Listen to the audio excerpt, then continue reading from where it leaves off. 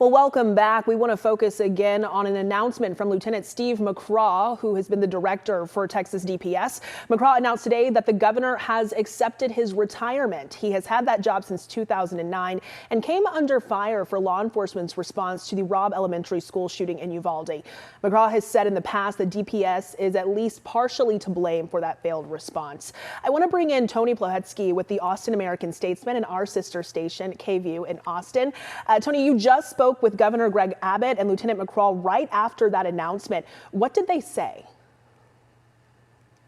Well, there was a lot of discussion really looking back at the director's tenure with the Texas Department of Public Safety, and really by the governor and by McCraw himself, honoring his time with the Texas Department of Public Safety and really celebrating his tenure. The governor talked about how in his mind, the DPS, under the leadership of McCraw, really organized to respond to the crisis at the border. They also, for example, talked about the response here in Austin, in the capital city, when the Austin Police Department was experiencing a shortage of police officers, how McCraw worked with the city of Austin to step up and to supply troopers to do regular patrols here in Austin. Of course, on the ground here in the capital city, that was a very controversial move at the same time. But in terms of what the governor said today and what McCraw said today, it really was a chance for them to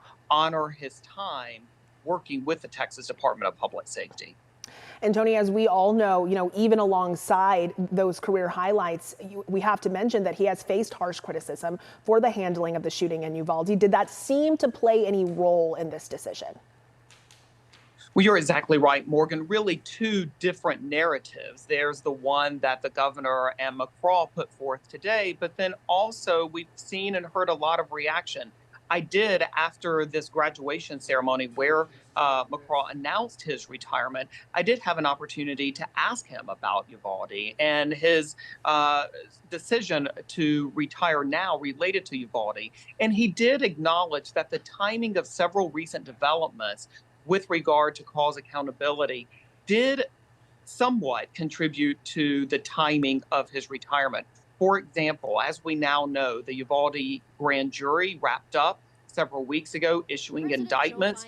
And as part of that, McCraw said that the Department of Public Safety was able, after that grand jury review was complete, they were able to complete their internal review, deciding not to fire the one trooper that they planned to fire and actually returning him to work in the town of Uvalde and in the county of Uvalde. So he said the fact that this grand jury investigation was now complete, their internal investigation, their internal review was now complete, presented a runway and an opportunity for him to move into retirement, keeping in mind that he recently turned 70 years old and has been at the helm of the state's largest law enforcement agency for 15 years.